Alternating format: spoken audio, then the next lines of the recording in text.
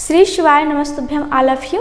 Welcome our YouTube channel KR Sahu class. तो guys, आज का यह वीडियो बहुत ही स्पेशल होने वाला है, क्योंकि आज इस वीडियो में मैं आप लोग को बताने वाली हूँ कि आप सेमेस्टर एग्ज़ाम में कॉपी कैसे भर सकते हैं। क्योंकि मुझे लगातार कमेंट आ रहे हैं कि मैम आप बताइए ना कि हम जो है कॉपी को कैसे भरें जिससे कि हमारा जो नंबर है अच्छा से अच्छा है। क्योंकि जाहिर सी बात है, MA इंग्लिश कर रहे हैं, MA कर रहे हैं तो ज़्यादा तो लिखना पड़ेगा ही।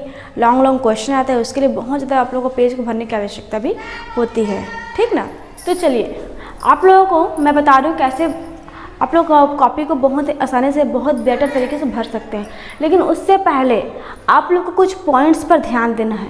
ऐसा नहीं कि आप MA इंग्लिश कर रहे हैं और एग्ज़ाम के आज तो कुछ नहीं पढ़ा है, एग्ज़ाम है अगले दिन, तो पहले दिन किताब को खोलकर देख रहे हैं। तो ऐसा गलती आप लोग मत करिएगा। ऐसे जो लोग सोचते हैं ना कि एग्ज़ाम से पहले पढ़ेंगे, एक हफ्ता 2 दिन पहले पढ़ लेंगे और पास हो जाएंगे, तो ये आप लोग की बेवकूफ़ी है। फिर क्या है, वीडियो सर्च करते हैं और देखते हैं जल्दी याद कैसे करें, जल्दी याद कैसे करें। तो ये सभी की बेवकूफ़ी है कहा जाए, ऐसा नहीं करना है। अगर आप सेमेस्टर में एग्ज़ाम दिला रहे हैं, MA इंग्लिश कर रहे हैं, तो ईमानदारी के साथ आप लोगों को थोड़ा थोड़ा डेली पढ़ना चाहिए। अगर आप डेली पढ़ेंगे तो इससे क्या होगा, आपका पर्सन तो अच्छा ही आएगा ही, आप साथ ही आप उसका नॉलेज भी रखेंगे और इसके साथ ही अगला जो है उनको भी उनके बारे में कुछ समझा पाएंगे, बता पाएंगे। अगर ऐसे नहीं करते हैं तो आपको खुद भी कुछ पता नहीं, आप निकल के डिग्री मिल गई लेकिन उसके बारे में कुछ नॉलेज नहीं हो, तो ये फिर क्या बेकार है, ठीक है। ऐसे पढ़ने का कोई मतलब ही नहीं है फिर तो चलिए मैं आप लोगों को कुछ पॉइंट्स बता रही हूँ जिस पर ध्यान देना है। फिर कॉपी कैसे भरना है इस पर मैं डिस्कस करूँगी।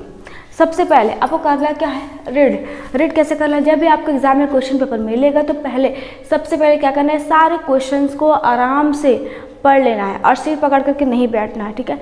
क्योंकि हो सकता है कि आपने जो तैयारी किया वो बहुत सारा आया भी होगा और बहुत सारा नहीं आया होगा, तो टेंशन नहीं लेना, लेकिन सबको पढ़ना है, ठीक है।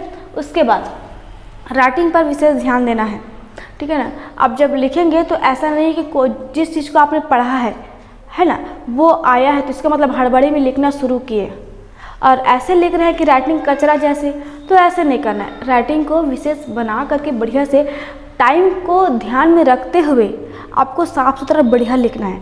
आपको जो आंसर शीट मिलती है उसकी क्वालिटी काफ़ी अच्छी होती है। अगर आप अपने राइटिंग पर थोड़ा सा ध्यान देंगे तो उसमें जो राइटिंग है बिगड़ते नहीं, बहुत सुंदर दिखता है, ठीक है।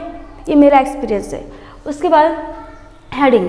अब जब MA के इंग्लिश का पेपर दिला रहे हैं, MA का सेमेस्टर वाले, और हेडिंग ना करें तब तो बेकार है। कैसे बेकार है कि पता है, अगर आप हेडिंग देंगे तो आपको जो लिखावट है सुंदर तो दिखेगा ही, इसके साथ ही आप लोगों को कहीं ना कहीं थोड़ा कम लिखना पड़ेगा। अगर आपने एकदम पैरा जैसे लिखा, पैराग्राफ जैसे, तो उसमें आपको ज़्यादा लगातार लिखते रहना पड़ेगा और दिमाग ख़राब हो जाएगा।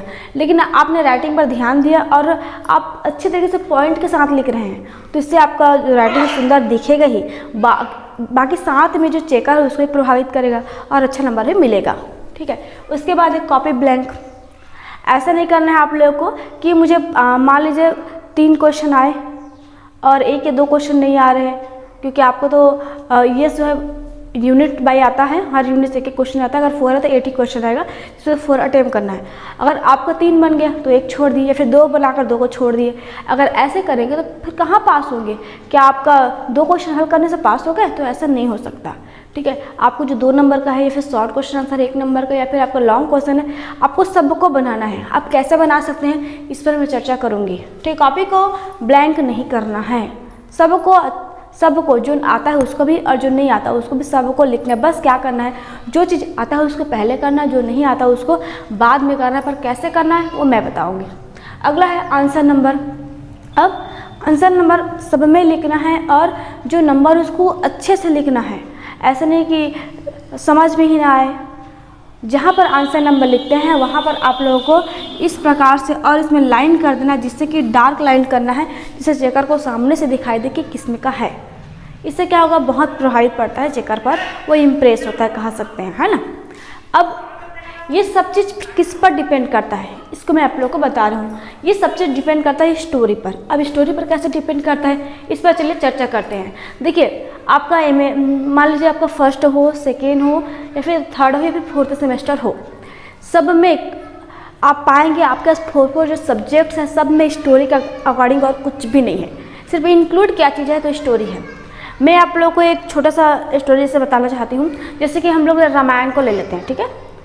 रामायण आपने बहुत लोगों ने पढ़ा होगा, बहुत लोगों ने सीरियल के माध्यम से देखा होगा, है ना, आप लोग जानते भी हो उसके बारे में। तो अगर आप लोग, वैसे ही हमारा एमए है, एमए में पूरे इस स्टोरी के अलावा कुछ भी नहीं है। मैं बस आप लोग को स्टोरी समझाना चाहती हूँ, है ना। जैसे कि आपने रामायण के बारे में पढ़ रखा है, आप तैयारी करके गए हैं, ठीक है ना। अब होना क्या है वहाँ पर, अगर आपसे जैसे पूछता है कि आप सीता के बारे में क्या जानते हो, तो आप करोगे क्या। ऐसा है कि आपने तो पूरा सिर्फ क्या जानते हो, आप रामायण के बारे में जानते हो, रामायण के बारे में पढ़ कर गए हो, आपको नहीं पता क्या आने वाला है, ठीक है ना। तो करना क्या है, आप एकदम वहाँ जाएंगे, शांति के साथ बैठेंगे और टेंशन बिल्कुल नहीं लेंगे। सिर्फ रामायण के अंदर से क्वेश्चन आना है, बाकी कुछ नहीं आना है। जैसे क्या पूछेगा कि सीता का कैरेक्टर लिखो, क्या लिखना है, रामायण के अंदर से लिखना है, जितने चीज़ आप जानते हो उसी चीज़ को ऐड करना है। अगर बोला राम का कैरेक्टर करना है तो आप तो जानते हो उसमें भी सीता इंक्लूड होगी। लक्ष्मण का कैरेक्टर पूछेगा तो भी वही चीज़ पूछना है, दशरथ का कैरेक्टर पूछेगा तो भी आपको वही चीज़ को लिखना है।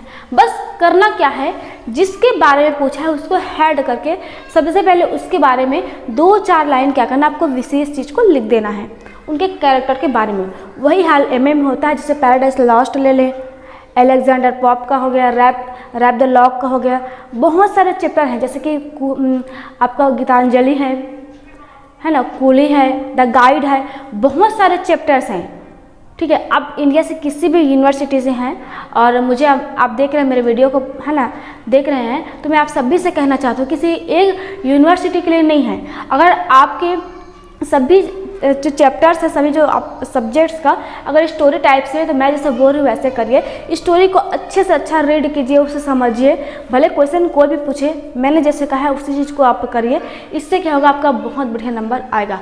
और ऐसा ना फंसे क्वेश्चन, ऐसा हो ही नहीं सकता, क्योंकि आपके पास जो क्वेश्चन आना है, आपको जो आपका कह सकते हैं यूनिट्स में हर में से एक आता है और एक को ही बनाना होता है, 2 में से 1 को, तो आप आराम से कर सकते हैं। क्योंकि आप ये सेलेक्ट कर लीजिए कि मुझे 8 में से 4 को ही बनाना है, तो 4 चैप्टर को सेलेक्ट कर लीजिए और उसका सबसे ज़्यादा तैयारी कीजिए। क्योंकि 4 का भी तैयारी करना है, लेकिन उसके 1 नंबर के लिए, फिर शॉर्ट 2 नंबर के लिए आपको तैयारी करना है। तो उसके लिए भी आप उसको नॉलेज रखिए, ऐसा नहीं कि नहीं रखना है, ठीक है। अब सिर्फ आप लोग को सिर्फ पढ़ना नहीं है, समझना नहीं है, उसके साथ ही आप लोगों को करना क्या है, डेली आप 1 घंटा 1.5 घंटा जो है आप लिखने का प्रयास कीजिए, है ना।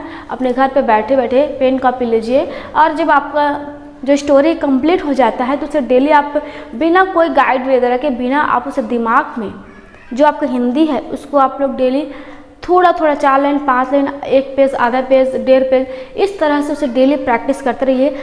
आपको देखिएगा, आपको ना तो किसी गाइड की ज़रूरत है और ना ही किसी और चीज़ की ज़रूरत है। बस आप स्टोरी को अगर इंक्लूड कर लिए अपने दिमाग में, तो चीज़ को आप डेली प्रैक्टिस कीजिए। इसके अलावा और कुछ नहीं चाहिए।